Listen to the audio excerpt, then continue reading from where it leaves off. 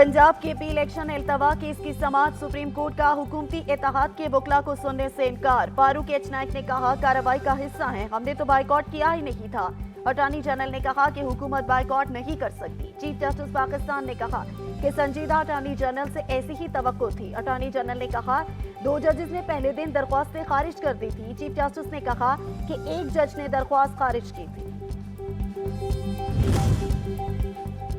Chief justice Pakistan ने कहा कि सवाल उठाया था, इलेक्शन कमीशन 8 अक्टूबर की तारीख कैसे दे सकता है? कानून किसी को इलेक्शन मुलतवी करने का इख्तियार नहीं देता। अदालत ही इलेक्शन की तारीख आगे बढ़ा सकती है। 1988 में भी अदालत के हुक्म पर इंतखाबात आगे बढ़ाए गए थे। अदालत जमीनी हकाइक का जायजा लेकर हुक्म जारी करती है।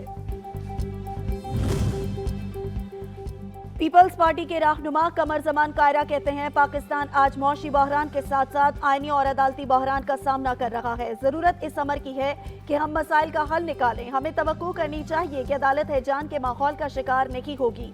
मुल्क को मसाइल से निकालने के लिए फुल कोर्ट तश्कील दे देना चाहिए। भुट्टो का नवासा आइन तोड़ने का फैसला कर चुका है। शाह महमूद कुरैशी कहते हैं, तहरीक इंसाफ आइन के साथ खड़ी है। उम्मीद है आइन की ही फतह होगी। हम सब इंसाफ के हुसूल के लिए सुप्रीम कोर्ट आए हैं।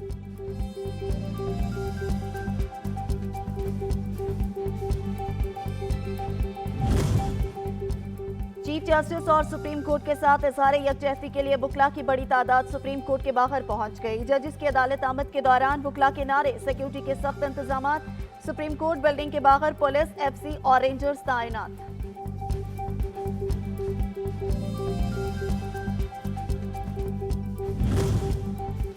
और सूबों में इलेक्शन और मौशी सूरत हाल पर तबादला ख्याल के लिए वज़ीर आज़म शहबाज शरीफ ने नून लीग की पार्लिमानी पार्टी का इजलास आज तलब कर लिया। इजलास में सियासी सूरत हाल पर गौर समेत आइंदा की हिकमत अमली पर गौर किया जाएगा। शहबाज शरीफ पार्लिमानी पार्टी इजलास के बाद कौमी असेंबली के सेशन में शिरकत करेंगे।